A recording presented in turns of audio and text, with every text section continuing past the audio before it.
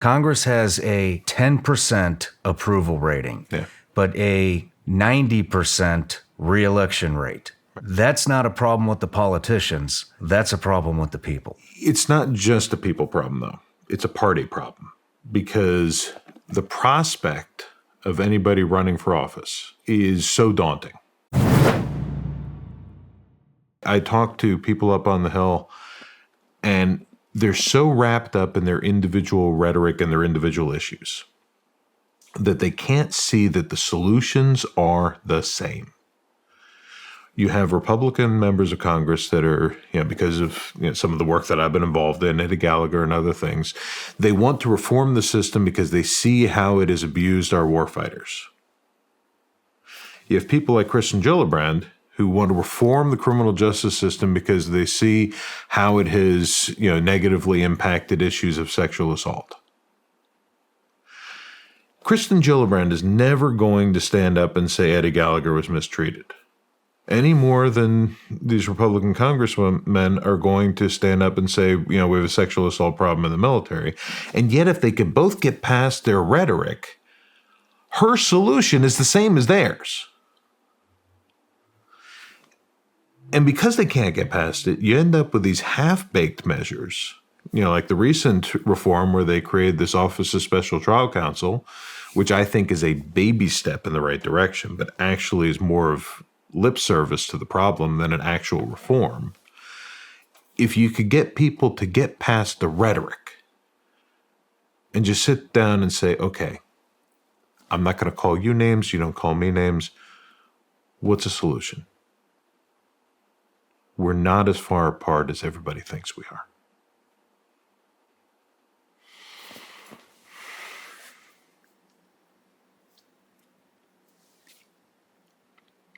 It's hard to say. I want to agree with you. I really do.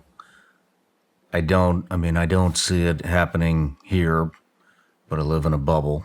I don't know what it's like elsewhere, but when I think about, things like the border, is it that bad? Or is the media portraying it to be that bad?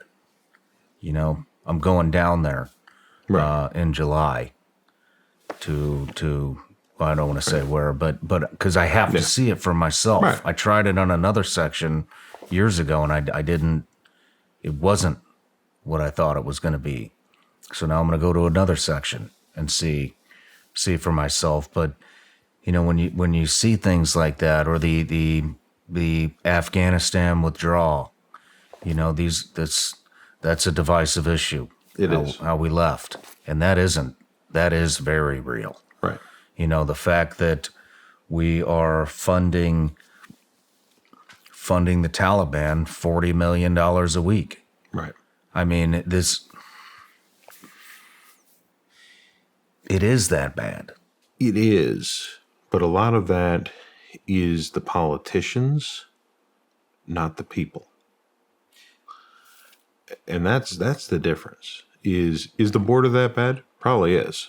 I mean, I haven't been down there myself, but I've seen, what impact it has on the communities, in D.C. and New York. And it certainly has had a significant impact, but that is not the people.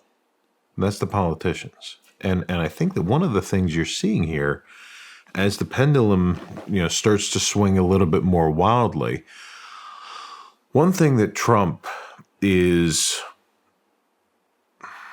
effective at, I don't want to call him brilliant at, but effective at, is drawing his opponents into polar opposite positions of where they would otherwise be.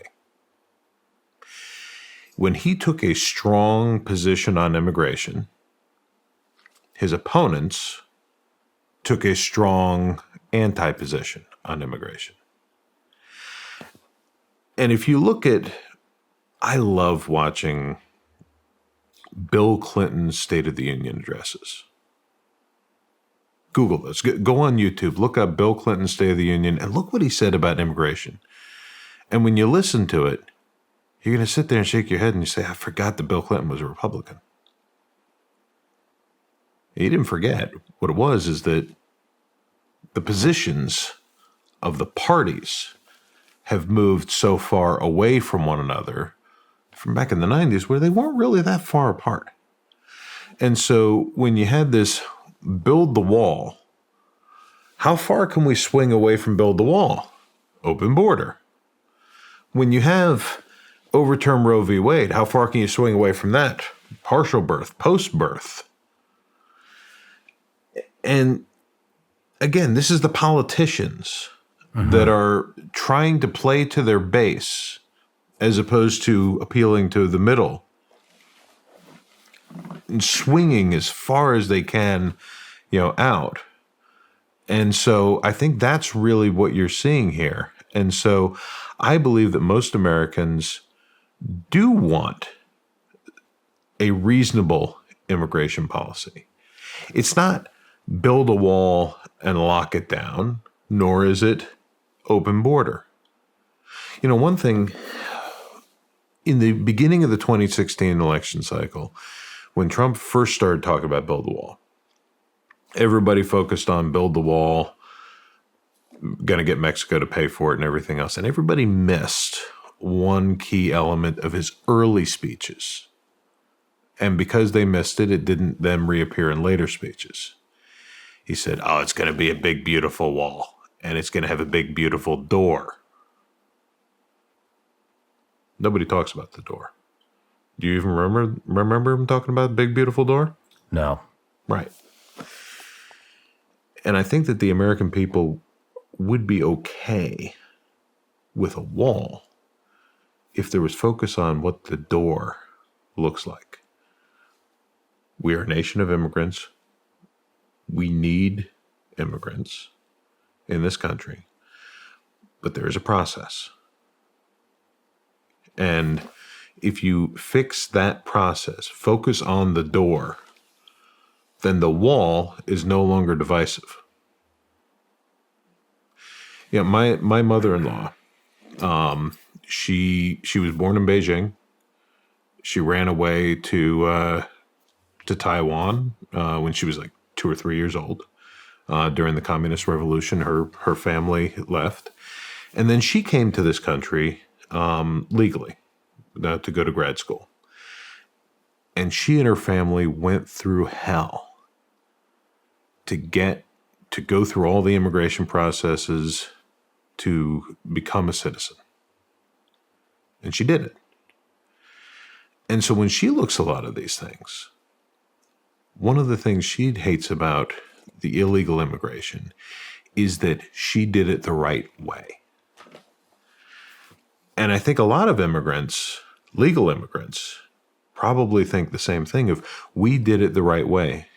It was way too difficult for us to do it. But this is a swing too far to the other side. So maybe you improve the system of legal immigration, and then nobody's going to dispute the issue of illegal immigration.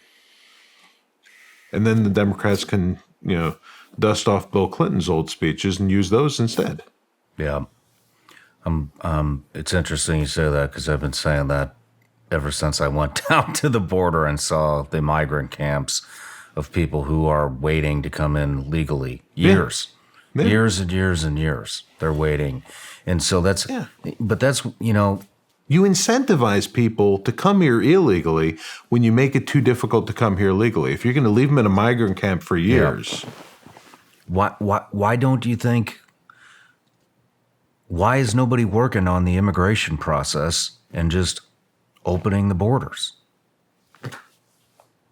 Because you have politicians on both sides. I'm glad you brought that up. You think that the problem is the politicians and not the people. Yes, I do. I think the problem is both. I mean, let's talk about Congress, and these numbers are off, but they are extreme numbers. So I'm going to use Congress is extreme. Yeah. So Congress has something like these numbers are off, but I know they're close.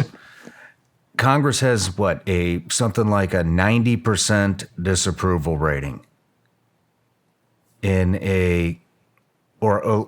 me rephrase that. People hate Congress more than they hate lawyers. Congress has a 10% approval rating. Yeah.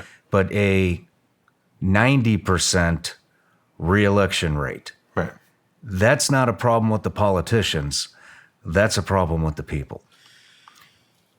It's a problem with... We have a bunch of people that want to bitch, moan, complain, not take a stance on anything, not take a stance out of... If it inconveniences an American, they're not going to do it. Right. They're not going to say anything. They're not going to make any changes.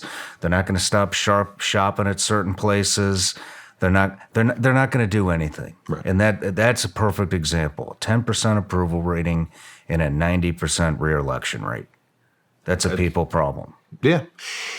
It's not just a people problem, though. It's a party problem. Because the prospect of anybody running for office is so daunting. You know, I love my job. I'm never going to run for office. I don't want to. You know, my wife and my daughter likes saying, "Daddy, you should be president." I'm like, no way. Not because of the job, but because of the election. Because you see what happens to people that are challenging I don't even want to call it the deep state and all that kind of stuff, but the incumbents.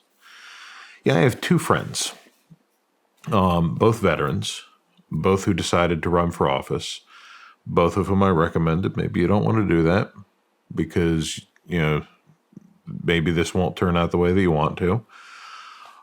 Both of them said, you know, no, I've got a good, clean record. I want to do this.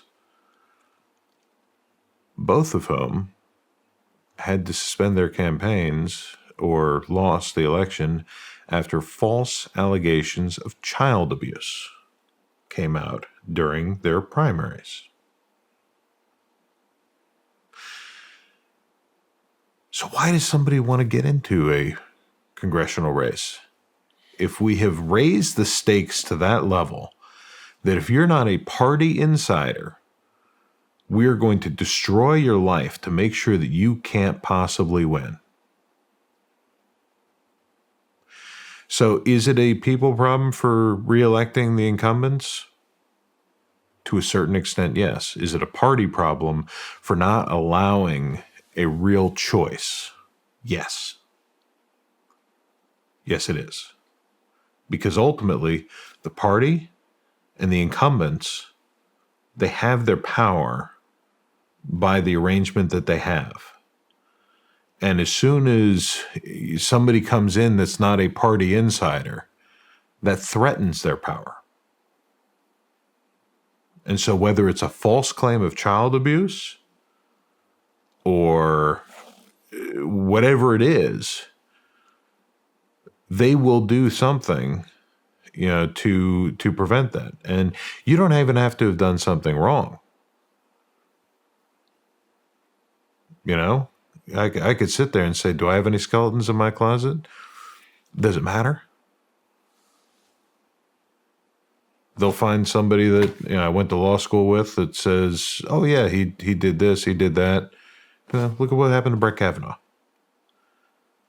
Good people are disincentivized from taking elected positions or Senate confirmed positions because of the process of getting the job.